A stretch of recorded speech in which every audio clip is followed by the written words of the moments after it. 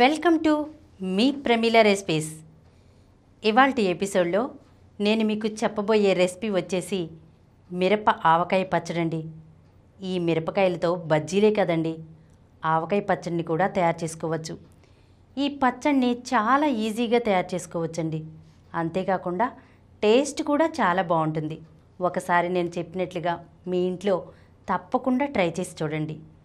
నాస్తిక కేంద్రం ప్రారంభించి 85 సంవత్సరాలు అయిన సందర్భంలో 12వ ప్రపంచ నాస్తిక మహాసభలు 2025 జనవరి 4-5 తేదీలలో విజయవాడ నాస్తిక కేంద్రంలో positive atheism, critical thinking and secular reform అంశం మీద నిర్వహించబడును. Registration fee 800 rupees. వసతి అవకాశాన్ని బట్టి ప్రతినిధులు ఏర్పాటు చేసుకొనగలరు. మహాసభలలో పాల్గొనదలుచువారు ఆన్లైన్లో రిజిస్ట్రేషన్ చేసుకోగలరు. స్పాట్ రిజిస్ట్రేషన్ అవకాశం కూడా కలదు. ఆన్లైన్లో రిజిస్టర్ చేసుకున్నవారు మహాసభల రిసెప్షన్ కౌంటర్ వద్ద తమ రిజిస్ట్రేషన్ను ధృవీకరించుకొనగలరు. ముఖ్య గమనిక: ప్రతినిధులు తమ ప్రయాణ వివరాలను రిజిస్ట్రేషన్ సమయంలో తప్పనిసరిగా తెలియజేయగలరు. మరిన్ని వివరాల కోసం ఈ క్రింది నంబర్లను సంప్రదించగలరు.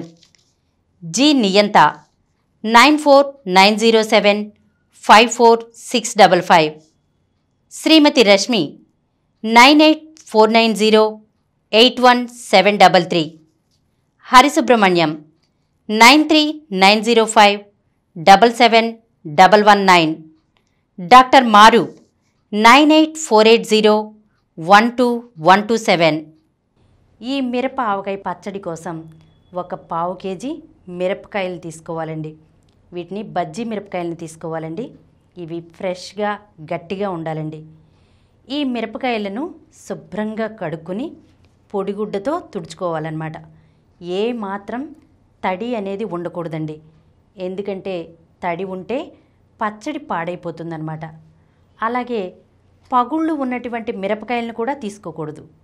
ఎందుకంటే మనం ఈ మిర్చిని కడిగినప్పుడు ఆ పగుళ్ళ లోపలికి నీళ్లు వెళ్ళిపోయాయి అనుకోండి, పచ్చడి తొందరగా పాడైపోతుంది, బూజు వచ్చేస్తుందన్నమాట. అందుకని మనం పగుళ్ళు లేని పచ్చిమిర్చినే తీసుకోవాలి. ఇప్పుడు మిరపకాయలను తీసుకున్నాం కదండి, ఏ మాత్రం తడి లేకుండా తుడిచేసి వీటిని చాకుతో నిలువుగా కట్ చేసుకోవాలన్నమాట. కట్ చేసుకుని ఇందులో ఉన్నటువంటి లోపల ఉన్నటువంటి గింజలన్నిటినీ తీసేయాలండి. వీటిని ఇప్పుడు ప్రక్కన పెట్టేసుకుందాం. ఇప్పుడు నిమ్మకాయలని తీసుకోవాలి. పావు కేజీ మిరపకాయలకి 3 నిమ్మకాయలు అయితే సరిపోతాయండి. ఈ నిమ్మకాయలని మనం శుభ్రంగా కడుక్కుని పొడిగుడ్డతో తుడిచేసుకుని రసం తీసుకోవాలండి. రసం తీసుకుని మనం ఈ నిమ్మరసాన్ని మిరపకాయలని మనం కట్ చేసి పెట్టుకున్నాం కదా, అందులో వేసుకోవాలన్నమాట. ఇలా మనం నిమ్మరసం వేసుకోవటం మూలంగా మనకి మిర్చి కారం అనేది ఉండదండి. అంతేకాకుండా ఈ నిమ్మకాయ మనకి ప్రిజర్వేటివ్గా పనిచేస్తుందన్నమాట. అంటే దీని మూలంగా మనకి పచ్చడి ఎక్కువ కాలం నిల్వ ఉంటుంది. ఇప్పుడు ఇలా మిర్చిని నిమ్మరసంలో నానబెట్టాం కదా, దీన్ని ఇప్పుడు ఒక 15 నిమిషాల పాటు ప్రక్కన పెట్టేసుకోవాలండి. ఇప్పుడు ఒక ప్యాన్ పెట్టుకుని అందులో 1 టేబుల్ స్పూన్ మెంతులు వేసుకుని బాగా వేయించుకోవాలి. వీటిని ఎర్రగా వేయించుకోవాలండి, అస్సలు మాడకూడదు. అలాగే 2 టేబుల్ స్పూన్ల ఆవాలు వేసుకోవాలి. ఈ ఆవాలను మరీ ఎక్కువ వేగనివ్వక్కర్లేదండి, 1 నిమిషం పాటు వేయిస్తే సరిపోతుంది. వీటిని పూర్తిగా చల్లారనివ్వాలి. తర్వాత వీటిని మిక్సీ జార్లో వేసుకుని మెత్తని పౌడర్ లాగా పట్టుకోవాలండి. ఇప్పుడు దీన్ని కూడా ప్రక్కన పెట్టేసుకుందాం. ఇప్పుడు ఒక బౌల్ తీసుకుని అందులో 1 అరకప్పు కారం వేసుకోవాలి. మనం కారం ఎంతైతే వేసుకుంటున్నామో దానికి సగం ఉప్పు వేసుకోవాలన్నమాట. ఇక్కడ అరకప్పు కారం వేసుకుంటున్నాం కాబట్టి పావు కప్పు ఉప్పు వేసుకోవాలండి. అలాగే తర్వాత దీంట్లో మనం వేయించి పెట్టుకున్నాం కదా ఆవాలు, మెంతి పొడి వేసుకోవాలన్నమాట.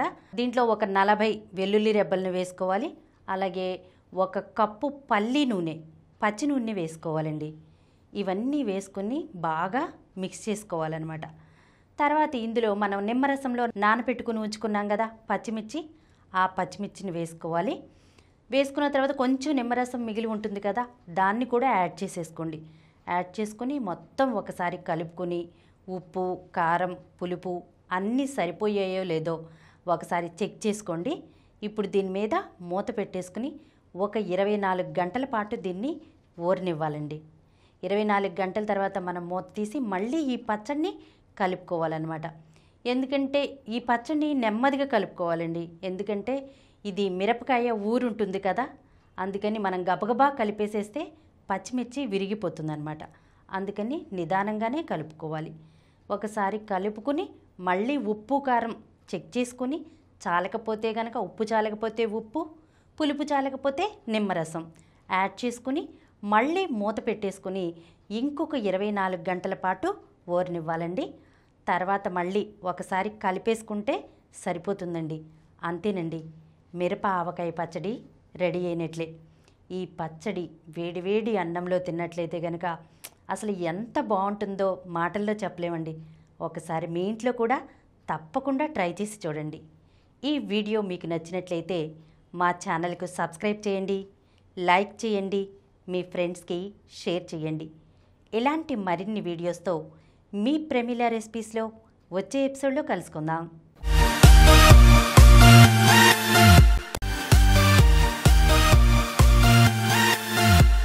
ఈ కార్యక్రమం మీకు ఎంతో నచ్చింది కదా.